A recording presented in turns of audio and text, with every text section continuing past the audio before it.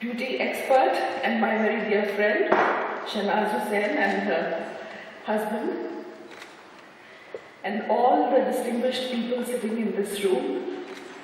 I think this report, most of you, this report is about you. So, a very warm welcome and really thank you for coming here today.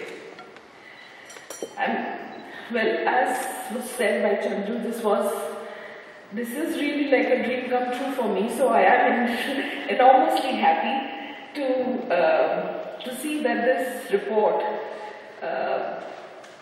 India and the UK, the diaspora effect, that it has seen the light of day. Maybe a little later than what I had envisaged, but that it has seen the light of the day within 1 year of us thinking about it. And it has taken so much time because the task was so challenging. So, because of that, I think Grant Thornton is really deserving of enormous commendation and compliments, because this job was not easy. There is no data or quantified material available. It's very difficult to find out who is an Indian.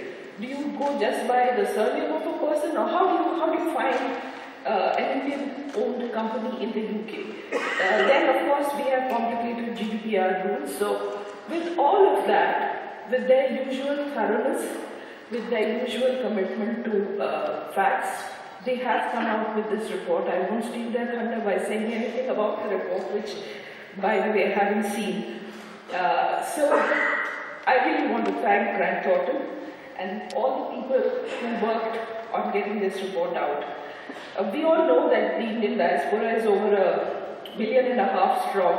Sometimes the figure is quoted as 1.5 million, sometimes 1.6 million.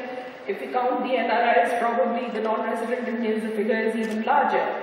But they do contribute enormously to the economy and society of UK, the adopted country that they have made home.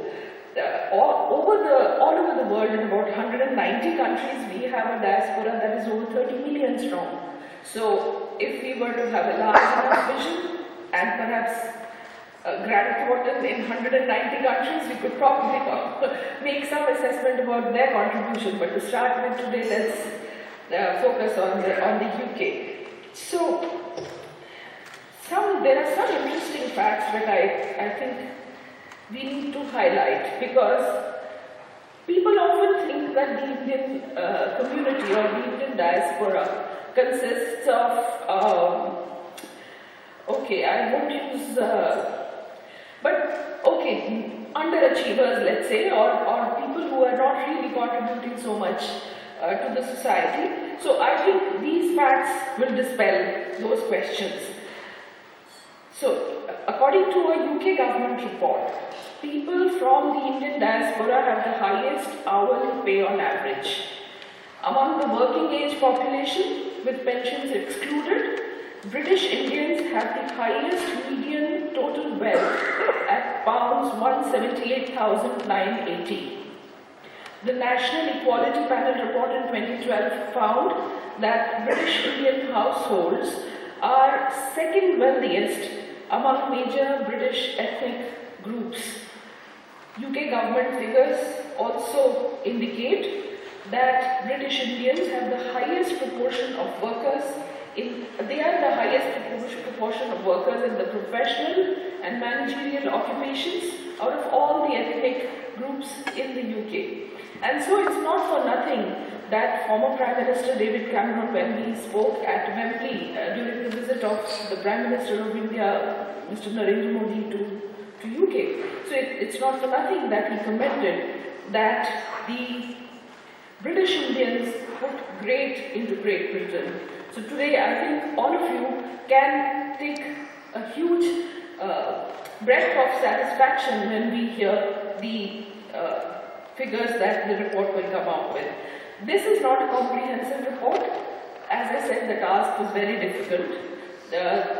I think the total number of Indian companies that they are British Indian-owned companies that were identified was 65,000, and this report is talking only about 650 out of those. So it's just a start. This is not comprehensive.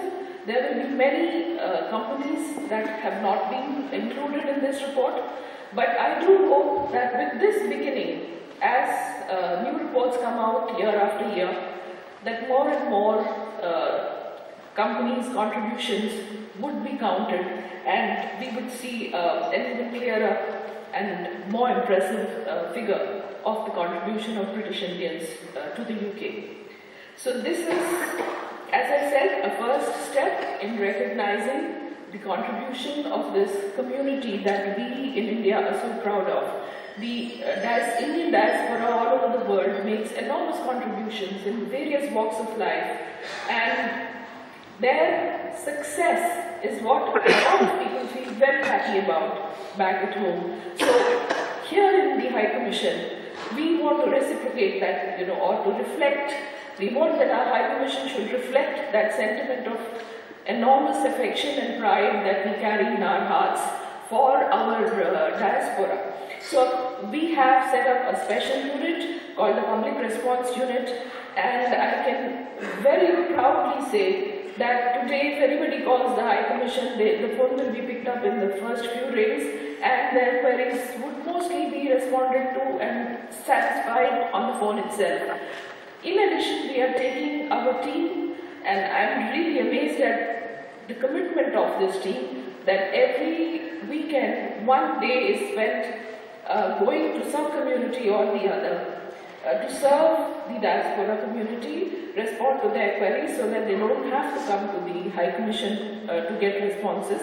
And every weekend there is a consular camp or consular surgery, as they are called over here, in various parts of the country. We announce the calendar, 2-monthly calendar on Twitter. So the I think recently we announced for the 2 months coming. So this is the kind of work that we are trying to do to give better service to our diaspora, and this report is just an attempt to showcase to the world how much the diaspora is contributing to the UK and how much it means in the phrase of Prime Minister Modi, how much it means when he says that this is the living bridge that ties with our two countries together. Thank you so much, and thank you, Grant Thornton, once again.